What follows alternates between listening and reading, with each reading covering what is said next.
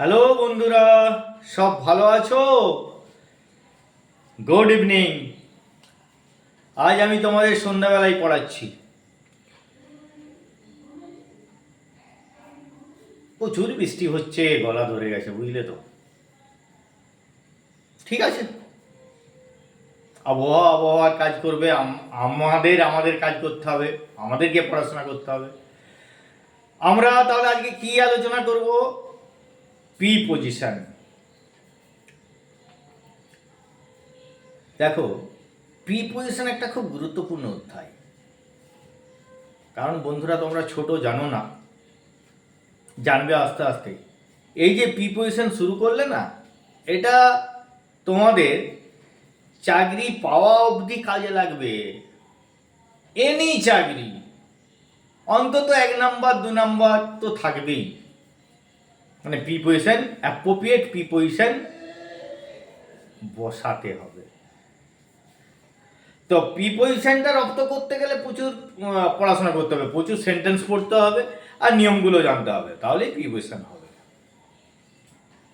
মানে প্রিপজিশনটা কি করে বলো তো? প্রিপজিশনটা বাক্যের অর্থাৎ সেন্টেন্সের সঠিক অর্থটা প্রকাশ করতে সাহায্য করে। সেটা কীরকম? ধরো, আমি যদি বলি, তোমরা সকলে ইংরেজিটা জানো, I put the book on the table, জানো, মানে এটাও জানো। আই পুট, আমি রাখি, দ্য বুক, বইটি, অন দ্য টেবিল, টেবিলের উপরে। দেখো, আমি এখানে যদি বলি I put the book the table, অনটা বললাম না, কি মিনিং হবে? মিনিং কিছুই হবে না। অর্থাৎ ওই অনটাই প্রিপজিশন, ও মিনিং করে দিল কি? অন শব্দটি কি মিনিং করলো না, আমি বইটা রাখি। ঠিক আছে, এই পর্যন্ত। কোথায় রাখি? আমার মাথায়, তোমার মাথায়, জলে, স্থলে, অন্তরিক্ষে না, টেবিলের উপরে। টেবিলের নিচে, টেবিলের পাশে, টেবিলের মধ্যে না, অন দ্য টেবিল, অর্থাৎ টেবিলের উপরে। এই যে অনটা মিনিং করলো উপরে, তাহলে টেবিলের উপরে, অন দ্য টেবিল, এই অনটাই হলো প্রিপজিশন। তাহলে প্রিপজিশনের আমরা সংজ্ঞাটা বা ডেসক্রিপশন কি দিতে পারি? A preposition is a word placed, অর্থাৎ বসে, এই ওয়ার্ডটা বসে, প্লেসড হয় বিফোর, পূর্বে। কার পূর্বে? এ নাউন অর প্রোনাউন, নাউনের অথবা প্রোনাউনের পূর্বে এটা প্লেসড হয়, অর্থাৎ বসে। বসে কি করে? একটা রিলেশন তৈরি করে, সম্পর্ক। শোয়িং, অর্থাৎ আমাদেরকে দেখিয়ে দেয়, বুঝিয়ে দেয়। Showing its relation to some other word in a sentence. সেন্টেন্সের যে সাম আদার ওয়ার্ড আছে তাদের সাথে রিলেশন, সম্পর্কটা কি, এটা বুঝিয়ে দেয়। অর্থাৎ নাউন বা প্রোনাউনের সাথে বাক্যের অন্য অংশের কি সম্পর্ক, কি রিলেশন, এটাই বুঝিয়ে দেয়। এটাই হলো প্রিপজিশন। ওই জন্য প্রিপজিশন খুব গুরুত্বপূর্ণ। আর প্রিপজিশনে অনেক ভেলকিবাজি হয়। সেম ক্যাটাগরি দেখা যাবে, হয়তো তোমরা খুব ছোট তাই আমি এইভাবে বলছি, হয়তো হবে ইন, কিন্তু তার সাথে মিনিং হচ্ছে টুও হতে পারে, বুঝলে তো? কনফিউজ হয়ে যেতে হয় আমাদেরকেও, ইন হবে না টু হবে। তো এরকম আছে, এরকম অনেক হয়ে যায়। এগুলো অনেক প্রিপারেশনটা খুব বেশি প্র্যাকটিস না করলে ঠিক করা একটু টাফ হয়। তো তোমরা তো খুব ছোট, এখন থেকে পড়াশোনা করছো, আশা করি আগামী দিনে এই ভুলগুলো হবে না, হওয়ার কথা নয়। তো কিছু এক্সাম্পল খুব মন দিয়ে শোনো। শোনো, একটা কথা কি জানো, আগেকার দিনে গুরু গিয়ে পড়াশোনা হতো, ওখানে গুরু মুখে বলে দিতেন, শিষ্যরা সেটা মন দিয়ে শুনতেন এবং শুনে শুনে মুখস্থ করতেন।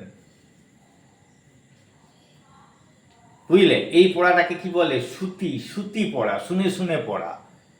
শ্রুতি লিখন বলে একটা জিনিস হয়, দেখবে স্যার বলে যাবেন বাক্যগুলো, সেই বাক্যগুলো আবার পুনরায় যে যতটা কারেক্ট লিখতে পারবে সেটাই হলো শ্রুতি লিখন। তো সেরকম আমি চাইছি তোমরা খুব মনোযোগ দিয়ে এটা শোনো, শোনার পর অন্তত ফার্স্ট টাইম 50% মনে রাখো, তারপর আর একটু বাড়াও, আবার একবার ভিডিওটা শোনো, 60% হোক, 70% হোক, 80% হোক, 80% হলেই এনাফ, তাহলে জানবে অনেক কাজ হয়ে গেছে। এক্সাম্পলগুলো আমি বলছি, বারবার শুনবে, তাহলে তোমাদেরও মুখস্থ হয়ে যাবে, মনে থাকবে। The boy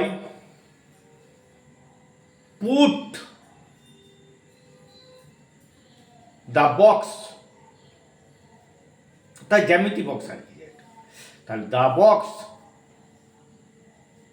into the bag। বালকটি কি করলো? তার বক্সটি রাখলো ব্যাগের ভিতরে। ওই যে ইনটু মধ্যে, ভিতরে ঢুকিয়ে দিল, ব্যাগের ভিতরে দিয়ে দিল, এইটাই হলো into. The man went through the door. মানুষটি গিয়েছিল, ওয়েন্ট, গো ওয়েন্ট গন, অর্থাৎ পাস্ট ফর্ম। তাহলে মানুষটি গিয়েছিল, কোথায় গিয়েছিল, কিভাবে গিয়েছিল? না থ্রু দ্য ডোর, দরজার মধ্য দিয়ে, গিয়েছিল। অর্থাৎ এই যে থ্রুটা তুমি বলে দিলে বা আমরা বলে দিলাম, তার মধ্যে সকলে বুঝতে পারলো দরজার যে ফাঁকটা থাকে ওর মধ্য দিয়ে গিয়েছিল। ঠিক আছে, next, my sister bought a book for me. তাহলে আমার সিস্টার কিনেছিল একটি বই, হলো, কেনা হলো এই পর্যন্ত। ফর মি, বইটা কিসের জন্য কিনেছিল?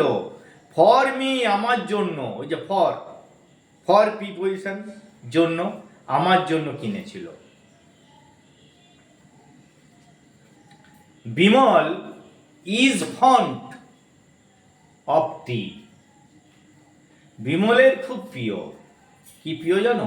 অফ টি, চা, কেবলমাত্র চাটি প্রিয়। তার মানে ওই যে অফ টি, হ্যাঁ, চায়ের সে অনুরাগী, চা পিপাসী। তাহলে এই of, for, through, into, on, এই যে ওয়ার্ডগুলো বললাম এগুলোই হলো প্রিপোজিশন। প্রিপোজিশনের পরে দেখো যে নাউন বা প্রোনাউন বসেছে, অর্থাৎ প্রিপোজিশনের পরে নাউন বা প্রোনাউন বলতে কি রকম? একটা আমি সেন্টেন্স পুনরায় বলছি, তো যাই হোক, আগে শুনে নাও। প্রিপোজিশনের পরে যে নাউন বা প্রোনাউন বসেছে সেগুলি প্রিপোজিশনের অবজেক্ট। প্রিপোজিশনের পরে যে নাউন বা প্রোনাউন বসেছে সেগুলি প্রিপোজিশনের অবজেক্ট। যেমন my sister bought a book for me বলেছিলাম, তাহলে ফর মি, ওই যে ফর তো প্রিপজিশন, আর মি হলো প্রোনাউন। প্রোনাউন তো, তাহলে ওই মিটা হলো প্রিপজিশনের অবজেক্ট। বোঝা গেল? হ্যাঁ, এটাই। তারপরে ধরো একটা আরেকটা বলি, I put the book on the table. তাহলে I put the book on the table, যে টেবিল যে নাউন, নাউনটা বসেছে, এটাই হলো প্রিপজিশনের অবজেক্ট। তাহলে বন্ধু, আমার বন্ধুরা, তোমরা ভালো থাকো। পেয়ারা তোমরা পাঠিয়েছিলে, আমি পেয়েওছি, খেয়েওছি। ভিডিও অনেক বড় হয়ে যাচ্ছে, আজকে রাখি। ওকে, গুড নাইট।